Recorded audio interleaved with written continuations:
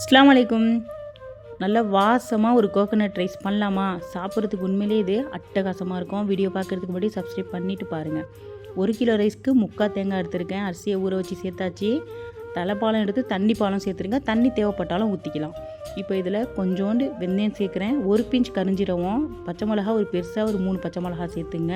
6-7 பல்லு பூண்டு, ஒரு பெரிய வெங்காயம், 1/2 ஸ்பூன் நெய் சேர்க்குறேன். கொஞ்சோண்டு மல்லிக்கீரை, உப்பு சேர்த்துட்டு அடுப்பில் வச்சிடலாம். இது சூப்பராக ரெடி ஆகிட்டு இருக்குது. நல்லா கொதித்து தண்ணி வற்றின பிறகு தான் நம்ம தம்மில் போடணும்.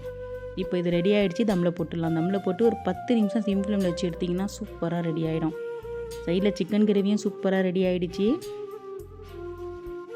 இப்போது ரைஸும் ரெடி ஆகிடுச்சு. நல்லா உதிரி உதிரியாக குலையாமல் நல்லா வாசமாக, உண்மையிலே சொல்கிறேன் செம்ம வாசமாக செம்ம டேஸ்ட்டாக இருக்கும். கண்டிப்பாக ட்ரை பண்ணி பாருங்கள்.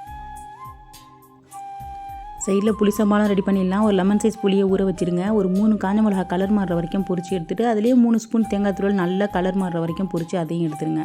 புளியை கட்டியாக கறந்து அதில் மிளகாவை நல்லா பிசைஞ்சு ஒரு சின்ன பச்சை மிளகாவை நான் இதில் சேர்க்குறேன். பொடிசாக கட் பண்ணி ஒரு மீடியம் சைஸ் வெங்காயத்தை நல்லா பொடிசாக கட் பண்ணி அதையும் சேர்த்துடலாம்.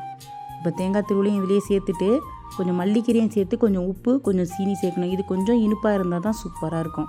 இந்த மழை நேரத்தில் நார்மல் ரைஸ்க்கே இது சூப்பராக இருக்கும். கண்டிப்பாக செஞ்சு சாப்பிட்டு பாருங்கள்.